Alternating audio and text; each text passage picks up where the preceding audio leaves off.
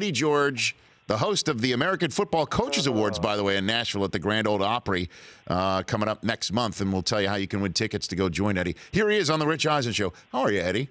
Hey, man, I'm doing well. I just read the introduction as you wrote it out for me. You emailed me that introduction. I just read it verbatim, so I appreciate that. Did I nail it? Did I nail it, Eddie? You nailed it perfectly, brother. I appreciate it. Mm-hmm. I hadn't talked to you since in about a month, right? Since our last conversation yes. about Michigan. Didn't we have a wager on that? Did we? I don't think so. I think we did. I think you had to sing the Ohio State fight song "Wearing My Jersey" on your show. No, that did not happen. I had to put I had to wear an Ohio State. Go dig in the archives, Richard. Go dig in the archives, and you have to live up to your bet. No, hold on a minute. My Chris Command Center. They usually hold my feet to this fire. This Very stuff, good. Eddie. We don't remember it at all. Oh man, I think you're wrong. But anyway, I'm really excited to be a part of this, man. I'm hosting it. Yep. First of all, do you have any hosting tips you can give me? Yes. You did such a great job. Give me one good nugget I can hang on. Well, I need to know the construct of this. So it is at the Grand Ole Opry. This beautiful jewel. This piece of American history in Nashville, Tennessee. Yes, sir. Now everybody's there? Everybody, about 6,000 coaches will be there. Oh, my gosh. High school and college? No, just college coaches. College coaches. We're going to give away great awards like the AFCA Coach of the Year Award. It'll be the 30th anniversary of the Coaches Trophy Award, the crystal ball. So, I mean, it's no, that's not. Dude, you cannot say it's called the crystal ball. You can't say that. Well, it is technically crystal ball. Because that's one of my favorite coaching cliches, Eddie. Is it really? Yeah, I'll give you my 3 favorite coaching cliches. Okay, right. Here they are. It is what it is. That's number 1. Okay. I don't have a crystal ball is number 2. I don't have a crystal ball. It's what you tell the media. Guys, I don't have a crystal ball. Okay. And then number 3 is you can only control what you can control. But that gets replaced during training camp with I can only talk about the guys who are here. right. That's the replacement. Huh? That's it. That's it. I'm giving you material. This could be part of your monologue. I'm going to write those down. I like the coach speak. That's excellent. Eddie, hold on a minute. I'm on a roll here. But very few people in the sports world, you may be the only one, however, as a host of anything who could pull a Billy Crystal and come out and sing and dance his monologue, Eddie. That could happen. That could happen. I haven't got with the writers yet, so I'm just kind of floating around ideas. Maybe, I'm thinking of doing like a yoga set as well, like from the rafters that come down like in flowing cloth and singing All I Care About Is Love. Yes, and I would love to just give me at that point a tight cutaway shot of Urban Meyer looking completely confused. I'd love that in the audience. And he in would his tux. Get up and walk out of that arena immediately. Yeah, this is going to be January 10th at 9 Eastern on CBS Sports Network, and a lucky fan can win a trip to meet you and all the coaches as part of the AFCA Meet Us in Music City sweepstakes at afcasweeps.com. There you go. So we just checked the box of talking about your award show, which is, by the way, it's not even checking the box. This is the first one of these, right? You haven't done it ever, man. This is the first time it's ever been televised. Typically, Rich, they would have it at a private event at the campuses of the schools. Mm-hmm. So this is the first time they're opening up to the public. That's neat. In Nashville, like I mentioned. And I'm going to be the host, man. I don't know why. Come on. They could have got you or no, Eddie. One of these other sports figures to do it. I mean, I don't know why. I'm just going to go out. It's going to be entertaining either way. Either it's going to be really bad or okay. So I don't know. We'll find the middle ground. And we'll find out if all the Ohio State coaches win. We know that you've done something to the members of Price. Cooper Howard. Urban Meyer, to let you know, Urban Meyer is not one of the finalists for AFCA Coach of the Year. So no, he won't win it. But don't be surprised if he does. But we do know there's the winner of one of the awards, Eddie, and that is the assistant coach who got his ass best chewed out by by Nick Saban. It's Lane Kiffin. Lane Kiffin wins that award this year, Eddie.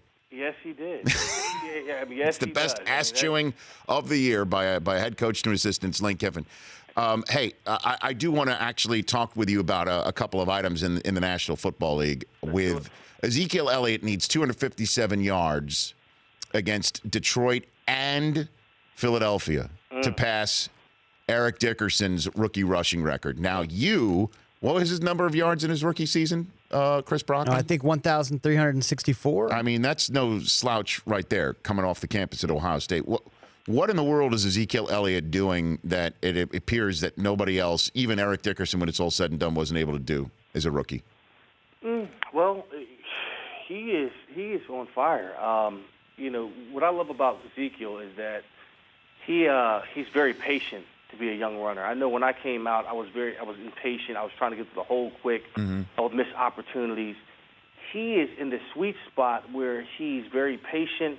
He knows when to pace through the hole and explode through it. He allows his blocks to form. He sets up his blocks. And it's just great to see him doing what he's doing. I mean, when he's in the open field, he's hurling over people, running through tackles. You can't bring him down with one arm. He's an asset in the passing game, whether it's blitz pickup, pass blocking, cutting defenders, catching out of the backfield. He's Mr. Do-It-All. And I did not foresee him having this explosive year in year one.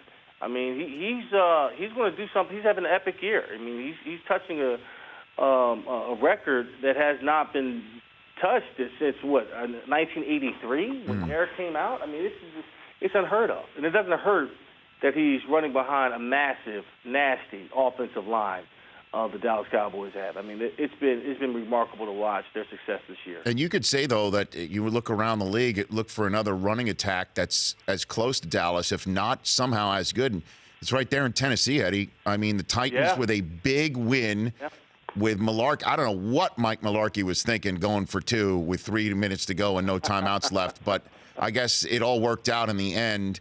How far do you think the Titans might be able to go?